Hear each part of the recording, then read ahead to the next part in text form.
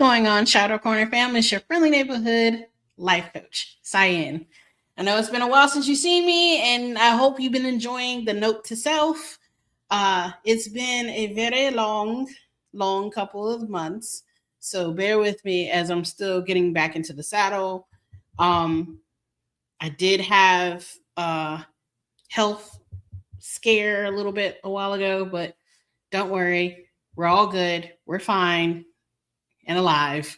So, um, so today it is very sunny. I think it's about 90-ish degrees, but in our terms, it's probably blazing hot in South Carolina. But that's the usual thing.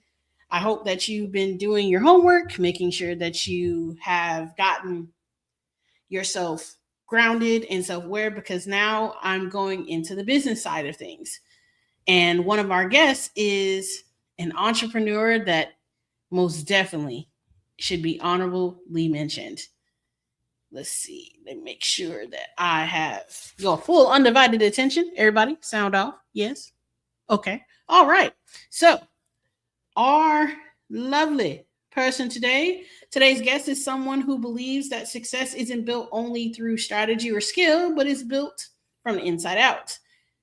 Joining us today is Eddie Yee, an entrepreneur, business leader, founder of Dighton Group. With nearly 2 decades of experience building leading business, Eddie has discovered that lasting success starts with self esteem, resilience, and the courage to challenge the beliefs and habits that keep us from reaching our full potential. While he while his work focuses on business growth, leadership, and AI, his deeper passion is helping people recognize that our external results often reflect our internal mindset. Through his own journey of navigating challenges and embracing change, he learned that personal growth and professional growth are deeply connected.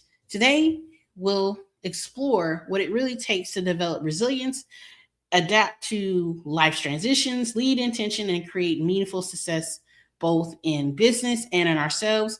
Please join me in welcoming Mr. Eddie Yee. Hello, how are you? Thank you. Thank you for having me. Can you No guys hear me problem. okay? Yes, we can see you, hear you. All right. Wonderful voice. Wonderful.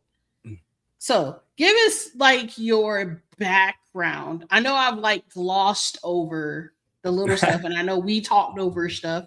So like give me the dish in my terms. Give me the dish. Yeah, I want all the things. um, so I'm a 1.5 generation immigrant here. I grew up in South Korea. Moved over here to the States. I live in LA now. When Sweet. I was 12, we moved here because of financial crisis that the entire country was having back in 1998, 1999. Um, and we were fortunate. I was fortunate enough to have families that started their lives here already, so that was very helpful as far as you know getting our foundation, my direct family's foundation here. Um, I, I mean, I had a pretty normal childhood. I mean, I was probably just busy learning English.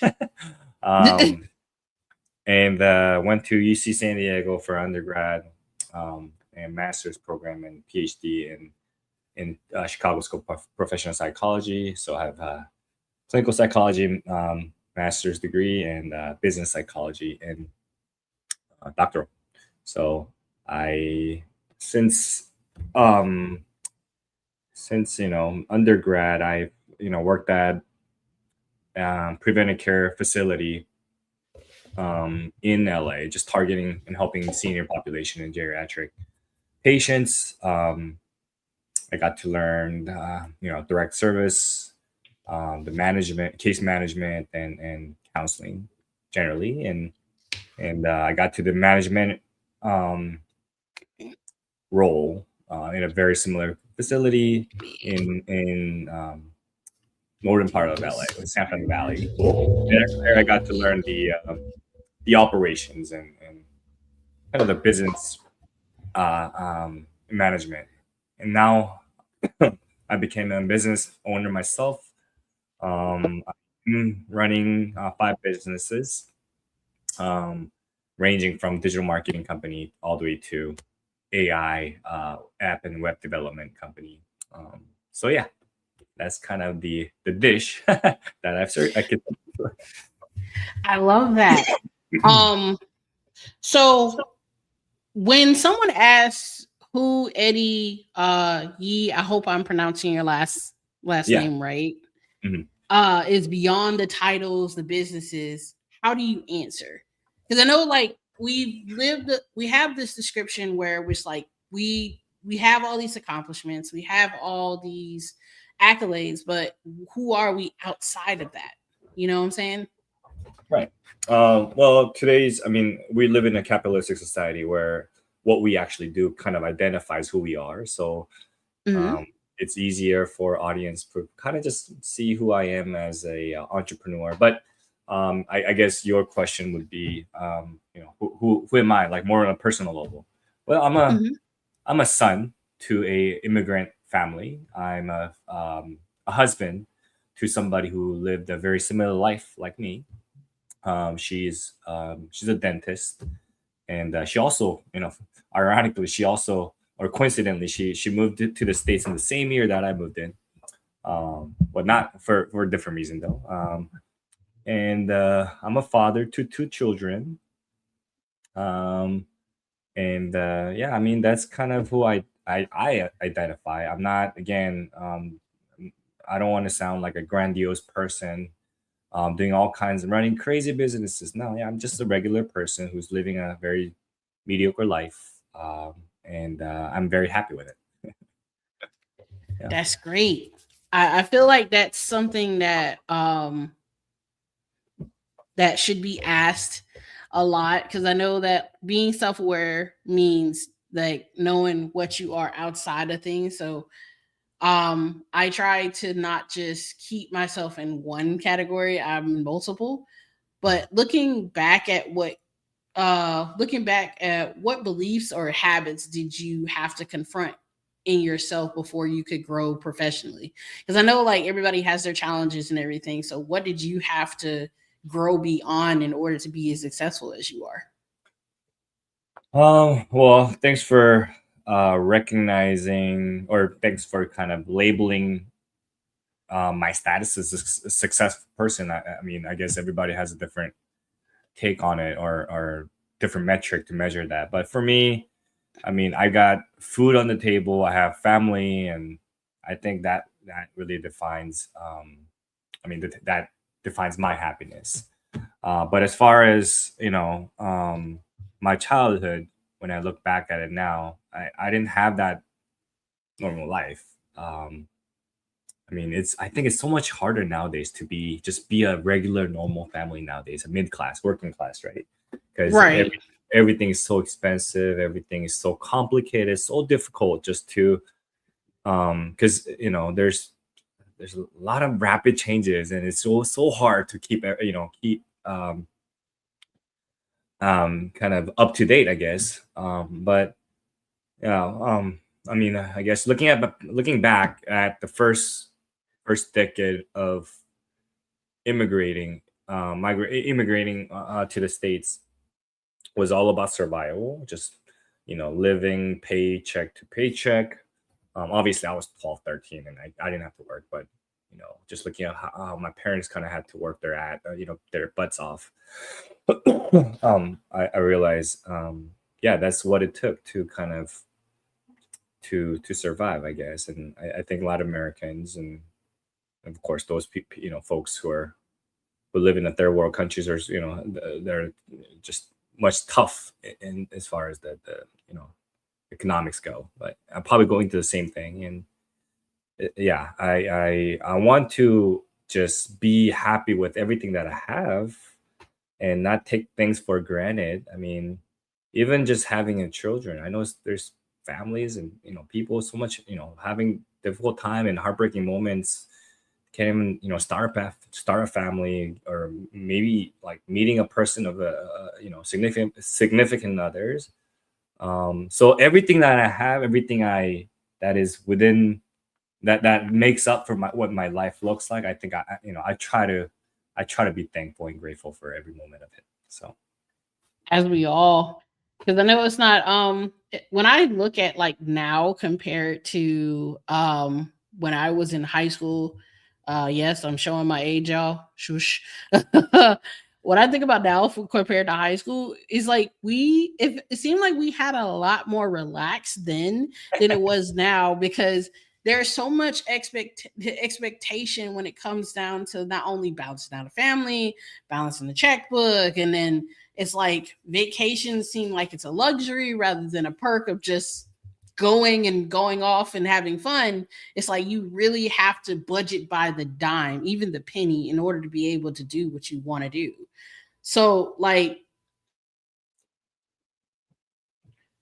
speaking of that, well, going past that, so if you nearly 20 years in business means you've experienced setbacks, can you share like a failure or ultimately um what was one of your greatest teachers, like one of your failures that you thought was like something that it's now either a rule to live by, or it's like something that you feel every entrepreneur should know going forward in their journey? um I don't want to use the word setback, and not to disrespect you or anything like that, but Oh yeah, just no. yeah. So I mean, because every challenge and every um stagnant moments, or every failures that we uh face, I always look that as a opportunity to learn, improve, and revise, and really do in layman's terms. I would love to take that as a feedback and do R&D, do research and development, and make that into an opportunity, right? Hmm. um so I wish there was somebody who could kind of tell me what these setbacks would look like in the future, but obviously I have to kind of experience that myself and learn from it, right? Right. Um so going back to, okay, who would be the teacher or mentor?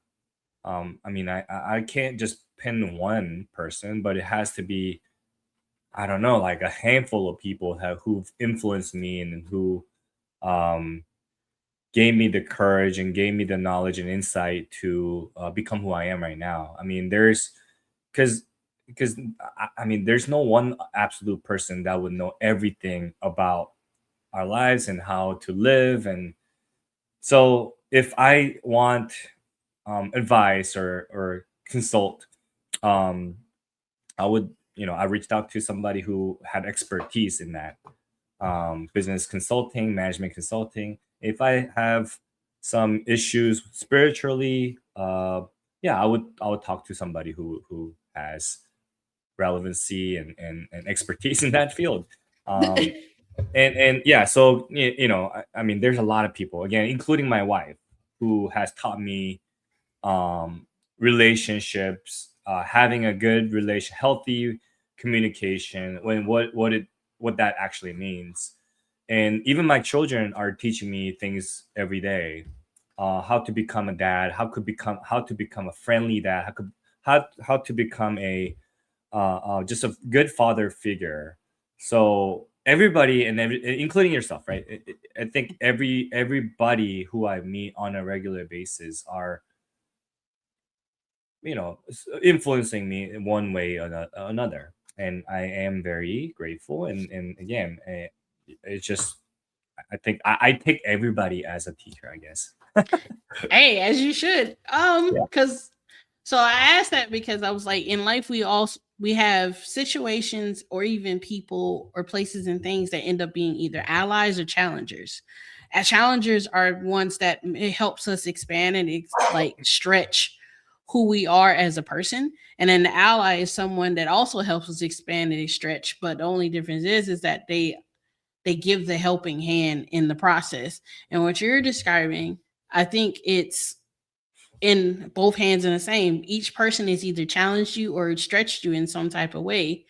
So was there any time that you wanted to quit what you were doing, or like what kept you going in general? Um, the motivation was, um, the people who I spend the most time with, my wife and my children and my parents, and in-laws. I think they have a direct influential, kind of an aspect to everything that I'm doing. But as far as just not stopping, I think I am a very driven. Once I want to accomplish something, I make sure that I do it by breaking everything into an action items and measurable terms, so that um so I don't just leave, hey, I'm gonna have a healthy life this year. I don't I mean, so I like to kind of operationalize everything that I do. So what does it mean to have a healthy life? Well, it means to eat twice or three times in a healthy meal, or work out twice or three times on a weekly basis, stuff like that. Like, I break it into an action items and I try to follow that. And it's much easier to follow through when it becomes a small action items than just have, I'm gonna have a awesome 2026, and have a successful entrepreneur year. So my goals are never like that, right? Right. And again, I'm only human with two hands. One person with two hands, and I can't really be perfect at everything that I do. So the focus. I try to just focus on some of the things that I am capable of accomplishing and stick to it, right? And one of those issues that a lot of serial entrepreneurs kind of get into is that they get all this planning done and all this things like outline and but it's really hard to execute. So I try to focus on the things that I'm capable of doing and also completing. I try to stick to it, and once completed, I move on to the next project or next thing that I can focus on. So try not to put too much things or too much areas that I can't really absorb. So Yeah, because having an overflowed plate, it sometimes can lead to like burnout or even like your brain fried. Because like I tell my friends all the time, I'm like, look, I hear you when you talk, but sometimes I be dissecting it, and then my brain just turns off. It's not because of you. It's just the fact that it's like sometimes I could be just very tired, and yeah, it's not doing is like managing two podcasts and then just life and then my business all together. Sometimes that can be hectic. So yeah. like you lead businesses, but leadership also starts with leading yourself. Like what qualities do you think people overlook when becoming a good leader? Um, Qualities. I mean, the very basic quality is delegation, and knowing to delegate effectively and with the structure. A lot of business owners, and of course, with the startups, of course, when you have the funds and you have the means to kind of scale, I guess it doesn't apply. But a lot of times when you have a business and you're starting solo, there's gonna, if you do the steps right and correctly and properly, you're gonna start seeing increase in revenue, increase in traction, increase in um, a lot of activities that you must complete, as not only as a visionary, but as a CEO or COO. And if one person is becoming all that, your cup's gonna overflow with all these things that you have to kind of handle, right? um so this is the time when you start looking into delegations, or hiring new people, or trying to automate things, right? Just recognizing that point without um having I mean, of course you're gonna have the fear of something might go wrong when it's out of your hands or out of your control. Right, um right. and I think that's kind of a lot of people where they have struggles with, it's delegation, within letting things go out of your control. And sometimes it is okay. Sometimes you have to kind of see what happens, right? And then you tweak and you optimize and you revise as you see things go, right? Mhm. And so you're not gonna be perfect at all times, right? It's probably Right. your first time employing somebody. Yeah, I mean things are gonna get wrong, but you're gonna learn from it and you're gonna overcome that, right? So again, I keep repeating myself of a process of research and development. That's all part of research and development. We do it and see what it does, and we optimize and we fix it, and we become a better or improve person as a whole. So Okay. So what is one of the misconceptions people have about like successful entrepreneurs? Like because I know that there is this one misconception that when you become an entrepreneur, not automatically you're rich, but it's like you have all the freedom, but no one knows like the background of the late nights at 5 a.m. in the morning that you have to do because it's just you, or the times where you have to figure out how you're going to get to this deadline when you already got two other deadlines that's ahead of it. Like, right. what's one of the misconceptions they have about success as an entrepreneur for you?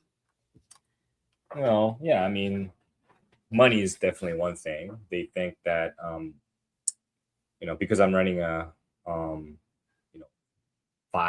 know four or five businesses that I'm rich. But again, defining operationalizing what rich means. I Right? mean, There's a different word for everybody. yeah, right. Sorry, the Again, definition for it for everybody is different. it's different, right? Is how, again, it's a very subjective term. Um, so again, because it's so subjective, there has to be a misconception that all entrepreneurs, all business owners, or all serial entrepreneurs are rich. Well, I'm not rich.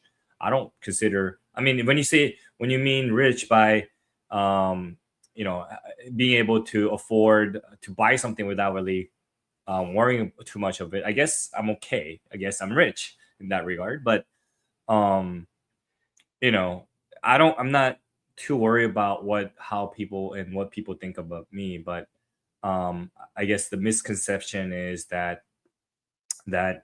um, when you have an awesome business or when you have an awesome product or service that you sell, you automatically think that it's gonna sell very well. It doesn't happen that way anymore. So Mm-mm. misconception is that just because your product or service is awesome, it will automatically you can automatically become rich. But that Right, doesn't. right. Yeah. Oh no. There's a lot of different action items that you must do as a business owner to get that accomplished. And usually it's you have to let people know you exist and your service exists, and that it always starts with marketing. So that's probably the most common misconceptions that people often forget and have, Mm-hmm. um, is that not everything's gonna sell automatically. Yeah, now I'm glad you said something about that because I know that it's the I think it's the I hate it. I hate to say it. And I've said it before, like in a podcast, where it's like I feel like we are literally in the microwave culture where they feel like the success that they have, it's like come out of the package, stick it in the microwave, it's ready in 2 minutes, and voila, you're rich. You got all the furs, the cars, and everything else. But as an entrepreneur, this type of stuff take time. You're not gonna be able to get all this, and even when you get to it, you ain't gonna want them furs and cars and stuff, no way. You're just gonna be the person that just wants to take like an occasional like a month or 2 weeks vacation every once in a while. Like, it's not something that you what is the best way to say it? It's not something that you actually know automatically that you're going to get rich. It's just like you're hoping that you're putting out something that you love into the world, or something that you believe in the world, that's going to solve a problem. And I think that was one of the things that I kind of took as a misconception when I walked into this business. When I said, "Hey, I'm a life coach," there's thousands of life coaches, but how do you specify in the mix? Because otherwise, you'll be lost in the sauce. Right. So, I think I want to go into like the AI questions because Sure. Sure. Let's talk about like AI for entrepreneurs, because I think we've had this conversation, not me and you specifically, but me and a co-host when I was on my other podcast. We talked about how AI is taking over artistry and taking over like editing and stuff, and how it's like not for the artists. So for someone starting a business today, what are 3 AI tools or strategies you recommend that they learn first before they even go into this? Because I know, like, if no one has the funds to jump towards the prices of doing everything outright, what are 3 tools do you recommend for them, at least to get them started? Well, 3 tools. I mean, because I have an AI company, I believe that 3 tools that we built Mm-hmm. can make a huge impact. But I think it should be more generalized to anybody who's trying to start a business. Um, okay, well, I can start by how these LLMs, and when I say LLMs, large language model like ChatGPT, Gemini, Perplexity, or Claude works, is that people should really recognize how these are engineered and designed to work. Um, so the very fundamental of LLMs, ChatGPT works, is that based on all these data, based on all this historical data that it has consumed, when it's generating an answer or generating some kind of content for the viewers or audiences, it's making a predict, or it's making a claim based on the probability of what the word's gonna come up next. So Okay. so kind of put that into a context is, let's say you ask a question, I want to best or recommend me best dentist. Oh, I'm here. oh, I recommend just me best dentist in Los Angeles, California. Let's say that's a question. Okay. Mhm. um and what these AI engines will do is it will start answering questions, again putting in the text by text, and it lists up all this, what word should come after this word, and draws up like percentages of these questions, right? And Mhm. whichever word has the highest probability will become the next phrase or next word that's gonna say. So um when you ask, again, going back to who's the best dentist in Los Angeles, well, based on this data and sources of information, AI said, based on what you asked, here is the best dentist in Los Angeles, and here's all the evidences and claims and citation of why I'm making that claim. So um I mean, so knowing that fundamental and how this AI generates answers, well, okay, so if you can sort of make the probability of AI referencing your business and your name and your product when somebody asks a question or is looking for something, then you're going to be cited by AI, which is an awesome way to get new customers, right? I mean, you're a life coach. Yes, sir. So there's gonna be some questions that people would ask to find life coaches, right? People would use search engine to find life coaches near them, and and you could probably do this right now. And if you go to Google, traditionally you could, a lot of people just would type in life coach near me or life coach in Los Angeles or something like that, and it gives you whoever's on the first page of Google will get those customers, and that basically means that you have to do a lot of SEO, a lot of backlinking, a lot of stuff like that, right? But Mhm. with AI, it's a little bit different. I mean, it does leverage the juice that you're getting from SEO, but these questions that is being asked, AI goes to the internet and looks for sources, looks for all this information and context to answer your question. So when you ask a question on Google, it will trigger something called AI overview, right? It will, like it says, based on what you asked, here's all the things that you should take a look at, right? So if you can anticipate what your consumers, what your customers ask right before they become an active buyer or a consumer, then you can literally make that into a title of a blog and answer that question, the body of the content, right? Right. And if somebody's always making a judgment to hire live coaches in Los Angeles, and their last question right before they buy something is, find me the cheapest, find me the best live coaches in LA, you can literally make that question into a title of your blog and put it into your website, and AI will make that into a valuable answer, a valid answer that they can show it to the consumer who asks the same question next time, right? So it's always looking for trust signals, looking for validations, and looking for different, I guess, citations and references, evidence-based references, and if you're able to do that, yeah, you're going to be cited by AI. So going back to the tools that you're talking about, you're asking me to recommend. I mean, tools right there. Yeah, the AI overview is a tool that no one has to even sign up for. It's already there. People use it to make a consumer this informed decision. So leverage that, right? Okay. And second thing is, again, to kind of piggyback off of what I just mentioned, is that AI is always looking for trust signal, right? So collecting review has never been more important than now, because AI is looking for, okay, what have other people have mentioned about science, life coaching services, and how satisfied were they? They're not gonna go to these people and ask questions like, do you trust them? It will look at the reviews and feedback that you have received on Yelp, Google, or Trustpilot, or Best Business Bureau,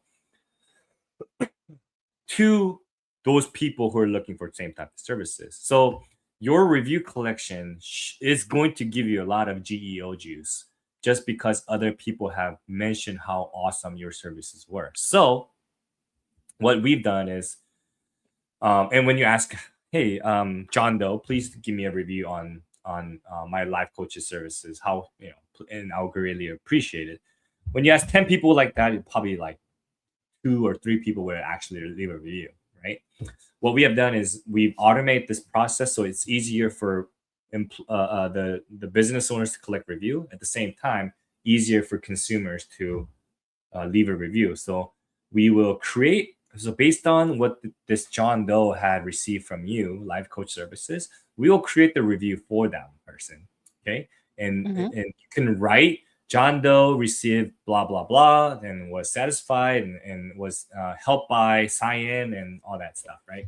AI will look at your business model, look at what experience this John Doe had, and put it together into a relevant review for John Doe. And John Doe will receive a text link and say, and it will ask them, does this reflect your experience? Is it pretty accurate? And John say, yeah, it does. And they have every opportunity to either subtract or add or modify that review. All they have to do is copy and paste it to that Google review that you have embedded to that link. So we built this system to help local and small businesses to collect reviews, because ultimately it's going to help you to get those customers more organically. Okay. So that's a tool that we built. I guess you asked for 3. So another one I would recommend is for product-based or e-commerce businesses that are like, let's say you're doing a restaurant, or you're doing some Amazon drop shipping or whatever. You can use there's a lot of influencer seeding apps or web services where you will, let's say you're looking to sell this like a phone case or something like that. You're trying to sell this phone case. So there's a lot of apps out there. Upfluence, Hyperstar, Spray are the common ones that people use.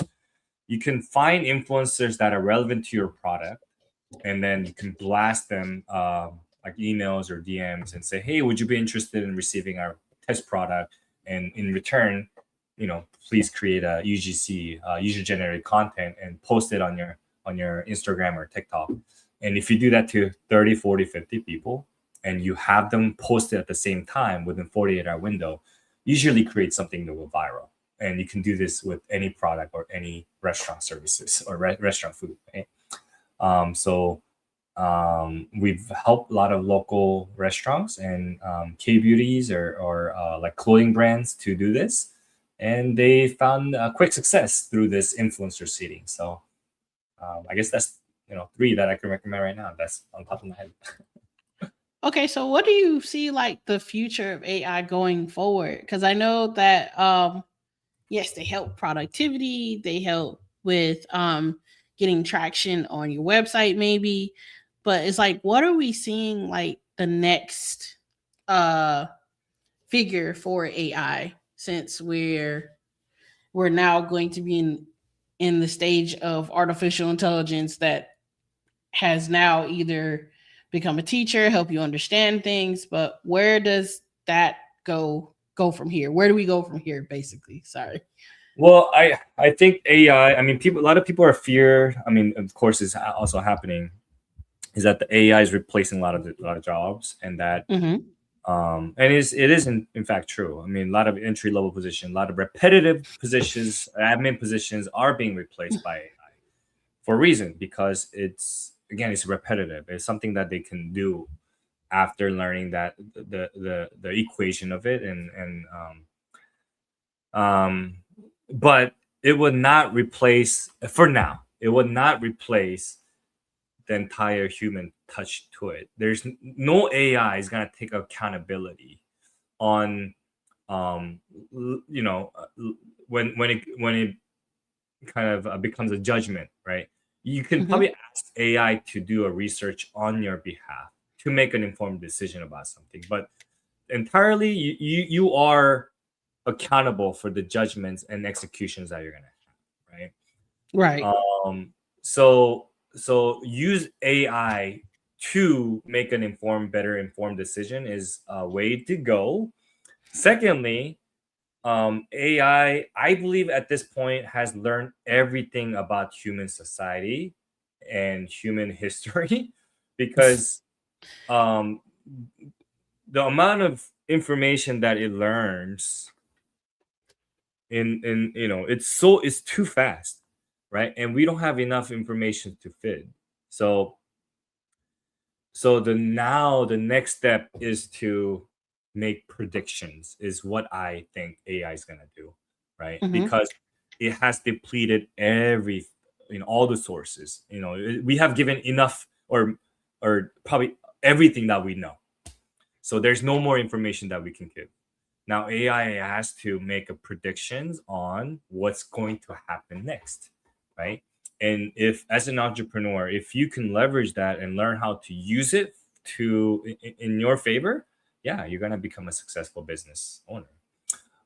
And a use case for this is like, have you ever driven a Tesla before? Say it again. Have you ever driven a Tesla before? I have not driven a Tesla, but I've ridden in a Tesla. Okay, so when you and a lot of cars are out there with coming up with this FSD or autopilot or this auto drive things, right?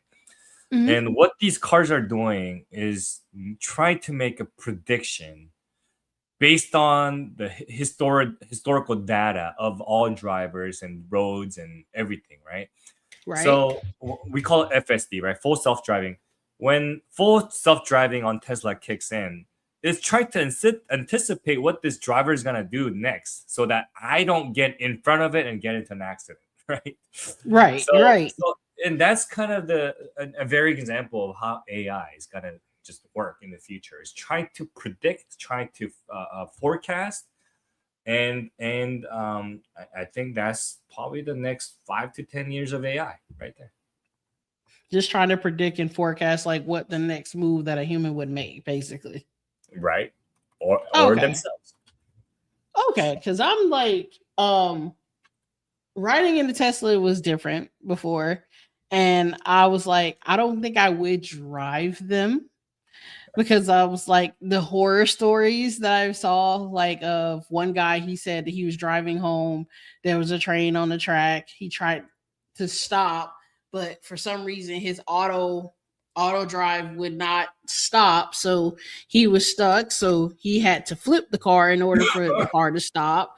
Then there was like a couple people saying like they don't feel comfortable doing it. And then if you think about like places like Las Vegas, they have a lot of like AI routed machinery as well, because there's one I didn't get a chance to ride in it, but there was one car, I think it's called the Zito or something, and it's like you put in the route that you want to go, you buy a ticket online through an app, and then it'll take you directly to where you need to go. The ticket is for all day, and I think it's smash. I think it's amazing. Now, although do I think it's going to replace Lyft or Uber? No, I don't think so. I feel like maybe it'll ease up the overflow, maybe. But I think only time will tell when it comes to AI, and we just have to just be prepared for it. Right. So I think the next question, and I think it's my last one, is like, how do you, after all the superheroing you do as an entrepreneur, fighting crime and saving yourselves and saving those that benefits from your business, how do you reset from a set when life becomes like overwhelming? Because I know there's like, we talk about me time, we talk about self-awareness, but how do you reset? Because I know for me personally, I just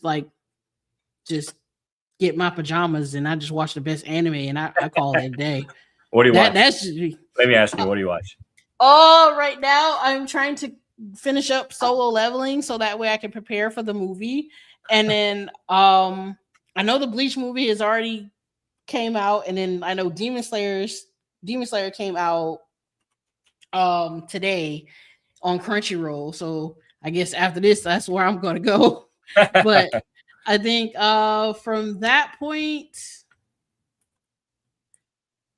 I think that's where I'm at. Just rewatching like shows I haven't, like Apothecary Diaries, because that comes back out in October. Well, the movie first, and then the series continues.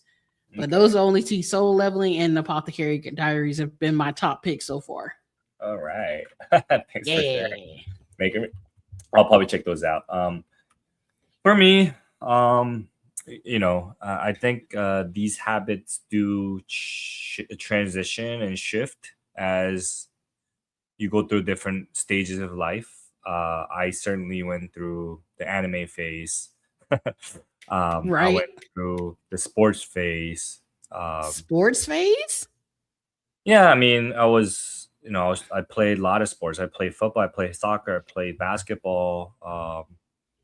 I wanted to become a professional athlete, but I noticed that there's no way that I could beat these tall African American dudes are just dunking on me. Oh, goodness. Yeah. But yeah, I went through the gaming phase, and I think right now the biggest joy. So I think this question goes back to what gives you kind of joy without really thinking about it, right? And just what would you like to kind of spend time? And the funny story though is my wife told me, hey, like, why don't you have a day for yourself? Just don't worry about the family, don't worry about kids, and just spend the day and just do whatever you think you're gonna enjoy. And I had no idea what I wanted to do outside of family. Because at this stage of my life, I think family is kind of everything, and I think I enjoy. I mean, I also do get really, really frustrated when kids do throw tantrums. Yeah. Yeah. But I think the biggest joy that kind of brings, in my life right now is just spending quality time with my family, right? And it doesn't have to be a fancy place we go. It could literally be just in the living room or just outside of my, my backyard or front yard, just spending and just throwing balls with, my kids. I think that's kind of what kind of takes stress out from my day, I guess. Yeah. So nothing fancy.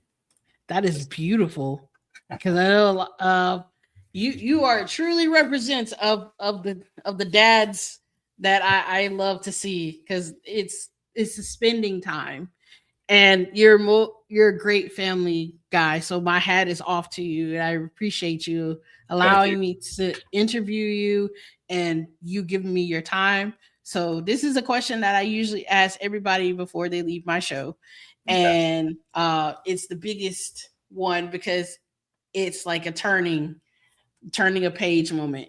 If you could give advice to either your younger self, no matter what age, no matter what time period, what would you say to them? Um, I would. So I do. I mean, I don't want to say regret, but I thought I was afraid of failures, and I would give my younger self an advice of don't be afraid. Don't be afraid of being rejected. Don't be afraid of failing. Don't be afraid of something not working out the way that you intended to be, because that's going to make up for who you are. So like how like in high school you're so like you're trying to ask somebody for a prom or something. Mm-hmm. You know, asking is one thing, but you're so fearful or you're so worried and concerned that you're gonna get rejected, and that's why people don't do it. And that's, I mean, it's applicable for everything that we do. Is like, what if I get rejected? What if I get embarrassed? What if something doesn't work, right? So Right. we're surrounded by all these fear that prevents us from doing something, because at the end of the day, if something doesn't work, you learn something from it, right? And now you know what not to do or what to do. So my advice to my younger self would be, don't be afraid. It's okay. If 5 years from now or from that point in life, you're probably gonna look back and say, you're probably gonna laugh at it. It's like, oh, Yeah, there's a couple moments where I've laughed at myself, but I was like, yeah, you could have thought that through a little differently. Maybe you wouldn't have this ankle injury. So, well, I appreciate you being on my show. It is an honor to share a stage with you as well as interview you. I hope that your business continues to grow, and I can meet you in person one day, so that way I can learn more from you, or sure. I can keep in touch with you if I can. So we're gonna release you to the masses so you can enjoy your day, so that way you can enjoy this lovely day. Apologies, and thank you so much for coming on the show. Thank you so much for having me. Okay. All right, good people. As always, the best thing that I can tell you as being an entrepreneur, and this season being about self awareness and me looking at things from a different lens, being an entrepreneur is not an easy feat. Sometimes it requires more of you than you thought, and then other times it requires less when you can have the opportunity to put down that hat and just be able to reflect, enjoy life, and be able to balance everything out as a whole. I hope that the conversation with Mr. Yee gives you an idea and reflection of what true values are, the future of AI as well, since we are already only at the cusp of it, because there's so much more to be had and so much more that can be expanded with the AI experience.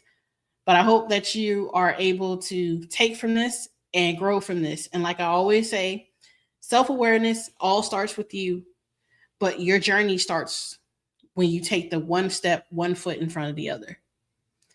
I'm so happy to see you, everyone.